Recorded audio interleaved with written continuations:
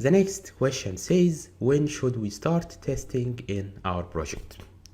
So this is a good question, okay? It is a simple question, but it identifies is the person applying for this job understands the field well or not. So for example, if you answer this question in a wrong way, mostly you will not get a job, okay? So software testing should start early in the software development lifecycle. So from day one of the project, we should start software testing. Okay, once the client comes to our company and begins to tell us his requirements, the product owner or the business analyst begins to write them down, and you as a tester should focus on those requirements and try to find any ambiguities or contradictions in them. So the involvement of the tester early in software development lifecycle helps to capture and eliminate defects in the early stages of the software development lifecycle, like requirements gathering and design phases. Also, when you start testing as early as possible, this helps to reduce the number of defects and ultimately the rework cost in the end. We have 7 principles in the software testing field. One of them is early testing saves time and money. This is why we need to start testing as early as possible in order to save our time and money. This question can also come in a different form. He might ask you, how can we prevent defects from being introduced in our project? In this case, the answer is by starting testing as early as possible, by reviewing the requirements and reviewing the design. So when you review the requirements and the design, if there is any problem in them, you will prevent this problem from being introduced in the software itself, in the code. The next question says, if we don't have clear written user requirements, how can we test the software?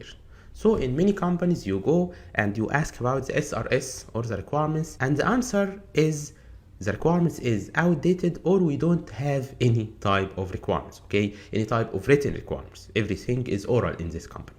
So what shall you do? So here you can do more than one thing. Let's talk about them in a simple way. The first is work with whatever little documentation you can get your hands on. So if there is a requirements document which is outdated, ask about it and read it, okay? If there is a prototype, if there is a UI design, anything, or some user stories or wireframes, gather those requirements and try to understand them in order to analyze the requirements and write your test cases. So this is the first way to work. The second is to use the older or current version of the application as a reference to test the future release of a software product. So for example, you are working on an application and we are going to develop a new version, okay? A newer version with some modifications. But this application already has an older version on the Play Store or a website, for example. In this case, you can refer to this old version and write your test cases based on it. And once the new version is developed, you execute your test cases on it and begin to refactor and maintain your test cases, because your test cases are outdated. They are built on the old version. This is not the best way to test a software. It is not a good thing to begin to write your test cases based on an old version, but it is the only possible way in this case. You can also talk to the project team members. So if you have, like we said, a product owner or a business analyst who has already sat down with the customer and gathered the requirements from him, you can know the requirements from him. Also, if you have a developer who worked on this project in the past, he can tell you some data that will help you in writing your test cases and testing the software. The last thing is to use exploratory testing to test the application when it is ready. So exploratory testing is an experience-based test technique, and it is very important, okay? It is used in many companies. After you say that you can use exploratory testing, try to explain it to the interviewer. Don't wait for him to ask you what is exploratory testing, okay? If you have knowledge, try to tell the other person that you know it, okay? He might not ask you what is exploratory testing, and in this case, he will not know that you already have some knowledge about exploratory testing. And that's what takes us to our next question: what is exploratory testing and why do we use it? So exploratory testing is an approach to software testing that is concisely described as simultaneous learning, test design, and test execution.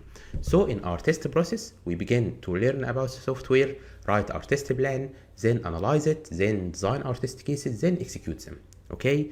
But what if, like we said earlier, we don't have requirements to analyze? What if we don't have enough time to test our software in a formal way? Okay, we don't have time to write the test plan, test cases, then execute the software.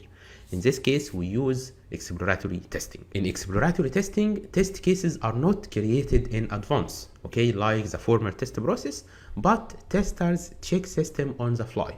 While they are walking through the system, they are testing it. Why do we use exploratory testing?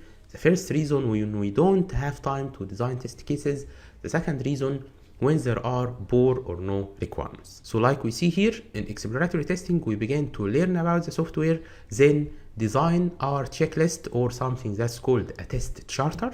We have a document that's called a test charter, and in this document we write a simple checklist in order to make sure that the items which are written inside this checklist are done or performed inside the software. Then we execute those checklists or the objectives that are written in the test charter. Then we analyze the status of our software and begin again to learn about other parts of the software. Sometimes exploratory testing is done using time boxing. And in time boxing, we begin to specify a session, okay? This session has a start time and an end time. So we begin, for example, to say we will test the login, register, and a contact us functionality, for example. And those three functions will take us one session, okay? This session will be 60 minutes, 90 minutes, or 120 minutes, which is 2 hours. And for each session, we have one test charter. In this case, exploratory testing is done in a way that's called session-based test management. Session-based test management, some people call it SBTM.